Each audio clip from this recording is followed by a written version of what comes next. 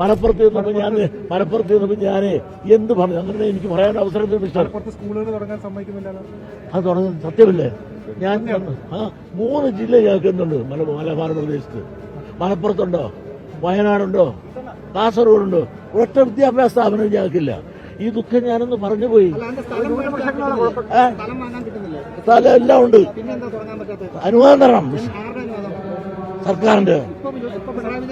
ഇപ്പോഴത്തെ അല്ല, അന്ന് ഞങ്ങള് റിപ്പോർട്ടറെ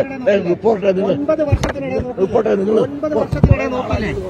മലപ്പുറത്തും വയനാട്ടിലും കാസർകോട്ടും SNDPക്ക് സ്ഥാപനങ്ങളില്ലെന്ന് ആക്രോശിക്കുന്ന വെള്ളാപ്പള്ളി, എന്തിനാണ് നിങ്ങൾ ഈ പച്ചക്കള്ളം എഴുന്നള്ളിക്കുന്നത്?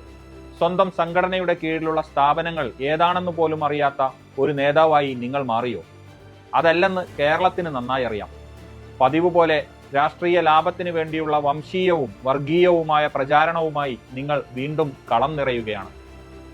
മലപ്പുറം ജില്ലയിലെ പെരിന്തൽമണ്ണയിൽ തലയുയർത്തി നിൽക്കുന്ന SNDP യോഗം ശതാബ്ദി സ്മാരക കോളേജും SN ട്രസ്റ്റ് സെൻട്രൽ സ്കൂളും നിങ്ങളുടെ കണ്ണിൽപ്പെടാത്തതാണോ? കാസർഗോഡ് ജില്ലയിലെ പെർളയിലെ കോളേജും സ്കൂളും കരിച്ചാനടുക്കത്തെ SNDP ആർട്സ് ആൻഡ് സയൻസ് കോളേജും സ്കൂളും സജീവമായി പ്രവർത്തിക്കുന്നത് ആരെ സുഖിപ്പിക്കാനാണ് നിങ്ങൾ മറച്ചുവെക്കുന്നത്? വയനാട്ടിലെ മീനങ്ങാടിയിലെ SN വിദ്യാഭവനും ഊതാടിയിലെ കോളേജും നിങ്ങളുടെ സംഘടനയുടെ ഭാഗമല്ലേ? ഇതിലേറ്റവും വലിയ വൈരുദ്ധ്യം മറ്റൊന്നാണ്. ഒക്കെ ചങ്ങാതിയായി നിങ്ങൾ ഇപ്പോൾ കൂട്ടുകൂടി നടക്കുകയും പുകഴ്ത്തുകയും ചെയ്യുന്ന പിണറായി വിജയന്റെ 9 വർഷത്തെ ഭരണകാലത്ത് ഈ ജില്ലകളിൽ SNDPക്ക് ഒരൊറ്റ സ്ഥാപനം പോലും പുതുതായി ലഭിച്ചില്ല. എന്നാൽ ഈ സ്ഥാപനങ്ങളിൽ പലതിനും NOC ലഭിച്ചതും അനുമതി കിട്ടിയതും UDF സർക്കാരിന്റെ കാലത്താണ്. അതും മുസ്ലിം ലീഗിന്റെ മന്ത്രിമാർ വിദ്യാഭ്യാസ വകുപ്പ് ഭരിക്കുമ്പോൾ. വെള്ളാപ്പള്ളിയുടെ ഈ അസഹിഷ്ണുതയിലുണ്ട് ആർക്ക് വേണ്ടിയാണ് ഈ മനുഷ്യൻ ഇക്കാലമത്രയും ന്യൂനപക്ഷങ്ങൾക്കെതിരെ വെറുപ്പ് പ്രചരിപ്പിച്ചതെന്ന്.